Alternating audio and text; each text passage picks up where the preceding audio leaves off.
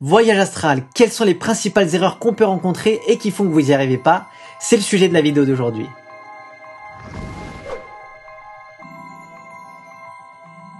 Bonjour à tous, je suis Romain Clément de Gaia Méditation. Cette vidéo est la 7e d'une série de vidéos sur le voyage astral. Dans les vidéos précédentes, j'ai dressé une vue d'ensemble du phénomène. Je vous ai présenté la méthode simple et efficace pour réussir une première sortie en moins de 3 jours. Cette nouvelle vidéo arrive en complément des vidéos sur cette méthode indirecte, car beaucoup d'entre vous me l'ont demandé. Dans cette nouvelle vidéo, je vais dresser toute une liste des principales erreurs qui vont faire obstacle à la sortie de corps. Ce sera pas que des erreurs rencontrées chez les débutants, mais aussi chez les plus habitués. C'est vraiment une vidéo pour tout le monde. Cette liste d'erreurs s'applique à la méthode indirecte décrite dans la vidéo 4. Donc si vous savez pas de quoi il s'agit, je vous invite à visionner la vidéo.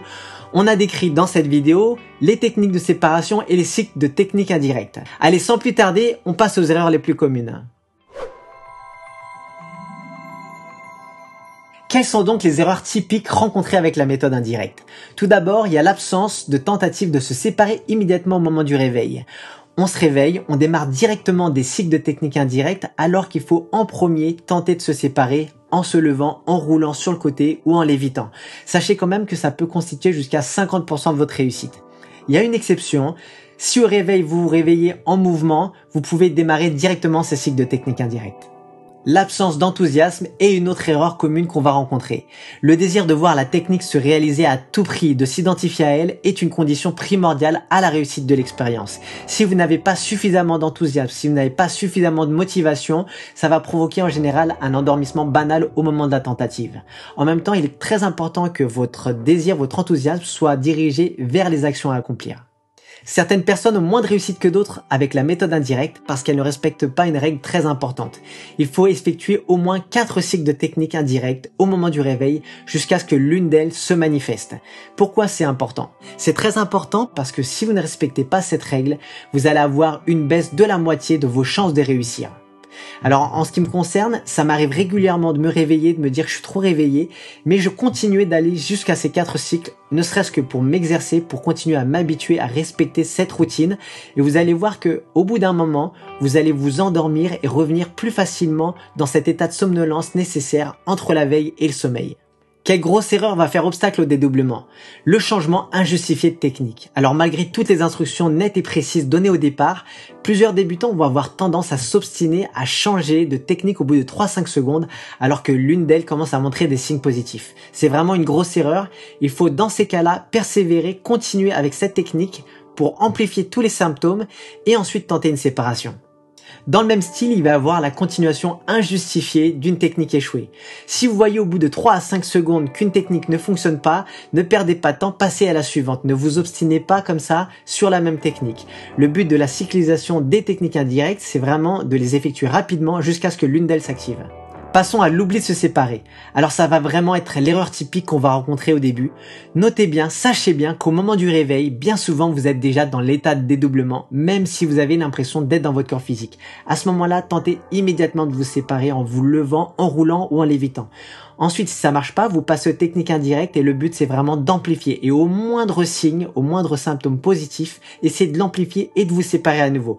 Plus vous attendez, plus vous éloignez de cet état requis pour vous dédoubler. L'erreur suivante n'est pas forcément facile à corriger au début par manque d'habitude. Il s'agit de l'analyse excessive. Alors on a beau connaître la méthode et toutes les actions employées au moment du réveil, le problème c'est qu'au moment de les réaliser, au moment de tenter de se séparer et de faire les cycles de techniques indirectes, on va rentrer dans une analyse poussive et excessive, on va être distrait des actions à accomplir. Il est très important que le désir de voir ces techniques réussir vous absorbe entièrement pour ne pas laisser place à la réflexion et à l'analyse. Un réveil trop vif va aussi provoquer une absence de tentative. Alors ça arrive dans 10 et 30% des cas qu'on se réveille de cette manière. Bien souvent, on va être paresseux, on va pas vouloir tenter parce qu'on se dit qu'il est déjà trop tard. Il est vraiment important, quoi qu'il arrive, je l'expliquais tout à l'heure, d'aller jusqu'au bout des cycles de techniques indirectes parce que vous allez de cette manière retourner dans cet état requis pour vous dédoubler. Les tentatives qui durent plus d'1 minute maintenant. On a bien vu que les cycles de techniques indirectes ne doivent pas dépasser 1 minute. C'est pour une raison bien précise. Au bout d'un moment, si ça ne marche pas, ne vous obstinez pas. Il est préférable de retourner vous coucher, réaffirmer votre attention pour tenter au réveil suivant. On rencontre souvent un autre problème, la séparation inachevée.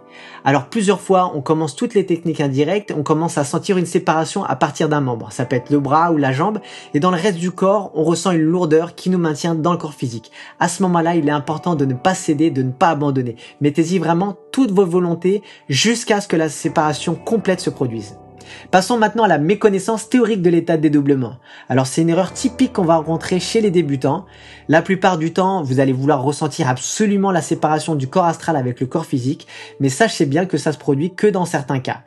Bien souvent, vous allez faire les cycles de technique indirecte, la séparation, vous allez vous séparer, mais n'ayant pas perçu cette séparation, vous allez revenir dans votre corps et réaliser bien trop tard que vous étiez déjà séparés. Dans la lignée des réveils trop vifs, on a le réveil avec mouvement, qui bien souvent va vous dissuader de faire des tentatives de sortie de corps.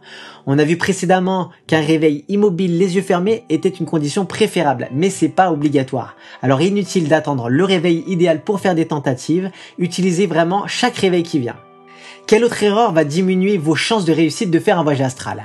Le gaspillage des premiers instants. Alors il est vraiment primordial de prendre cette habitude systématique et automatique de réaliser toutes les actions dès les premiers instants du réveil. Plus vous attendez au moment du réveil, plus vous diminuez vos chances de réussite de faire une sortie hors du corps. Une autre erreur, un choix de techniques trop similaires. Alors il est vraiment pas recommandé d'utiliser des techniques de même nature qui font appel aux mêmes perceptions. Si possible, utilisez des techniques qui font appel à des sens différents. Par exemple, si vous utilisez la nage, évitez d'utiliser la course. Si la nage ne marche pas, la course ne marchera pas mieux. Par exemple, si vous faites la nage, essayez d'inclure dans votre cycle de technique indirecte l'écoute interne ou l'observation d'images.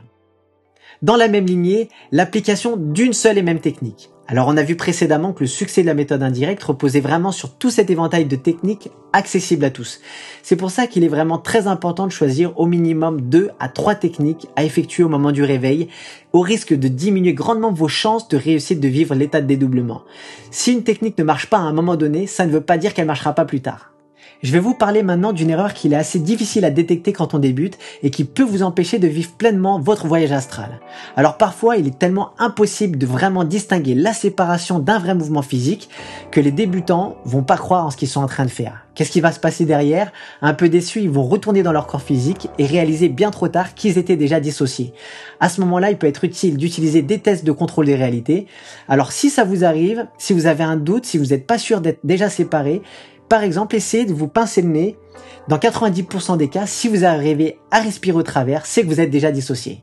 Quand on entend parler du voyage astral pour la première fois, on est souvent très impatient de vivre notre première expérience. Alors il est très important de vous exercer dans la journée, dans l'après-midi par exemple. Évitez vraiment de le faire juste au moment de vous coucher au risque de perturber votre sommeil. Autre détail important, s'il vous plaît, ne retenez pas votre respiration. Il est vraiment très important, aux premières sensations inhabituelles, de rester calme, de continuer à respirer normalement. Tout ça nous emmène à la mauvaise gestion des émotions. Alors je sais bien, quand vous vivrez vos premières expériences, un peu comme tout le monde, vous serez vraiment excité. Essayez dans la mesure du possible de rester calme et détendu au risque de revenir précipitamment dans votre corps physique. J'espère que cette liste vous aidera à mieux comprendre et à corriger vos erreurs et par la même occasion à augmenter votre taux de réussite de sortir du corps.